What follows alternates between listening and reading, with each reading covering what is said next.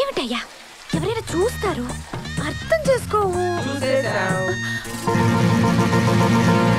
ఏం చూస్తున్నారా? నువ్వు ఈ ఊరు వచ్చి మా ఎదురింట్లో దిగినప్పటి నుంచి పేపర్లు ఇచ్చడం మాత్రమే చూస్తున్నాం. Brake inspector Kondalarao. ఇలాంటివన్నీ మేము స్కూల్లో ఉండగానే మా పనమ్మాయి మీద ప్రయోగించామమ్మా. అలాగా రెస్పాన్స్ ఇచ్చినారా?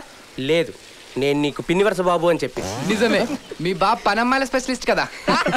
అయినా బావా పెళ్ళై 10 ఏళ్ళు అయింది కదా, అక్కంటే నీకు బోర్ కొట్టలేదా?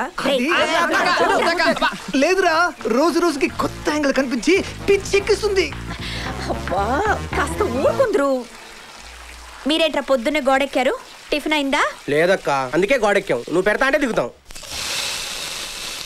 ఎరా సుబ్బు, ఈ రోజు మీ అమ్మ ఏం టిఫిన్ చేసింది? రాత్రి మిగిలిన ఉప్మా, పొద్దున కలిపిన ఇడ్లీ పిండి కలిపి ఇడ్లు ఉప్మా అనేదో చేసింది.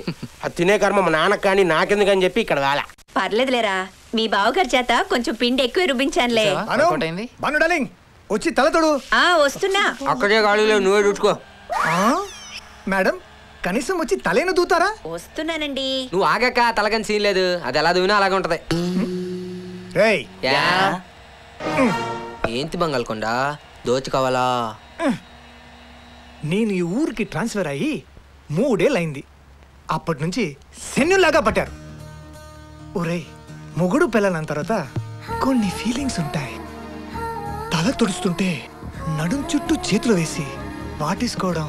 ఆహా, ఆఫీస్కి వెళ్తూ కావాలని బట్టను తెరుకుంటే తను దాన్ని కుడుతున్నప్పుడు నుదుటి మీద. ఇంకా ఇంకేంటి నా కర్మ. ఇలాంటివన్నీ చేయాల్సింది పోయి టీవీ సీరియల్స్ లో చూసుకోవాల్సి వస్తుంది. అక్కో, కొండలరావు గారికి ఆఫీస్ టైం అయిందంట, బయలుదేరుతున్నారు.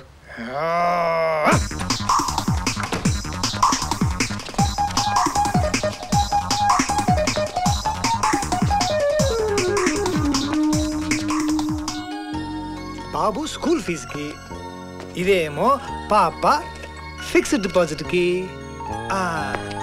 Bye Banu darling. బాయ్ కొండ. అక్కనే అడిగి తెలుసుకుందాంరా.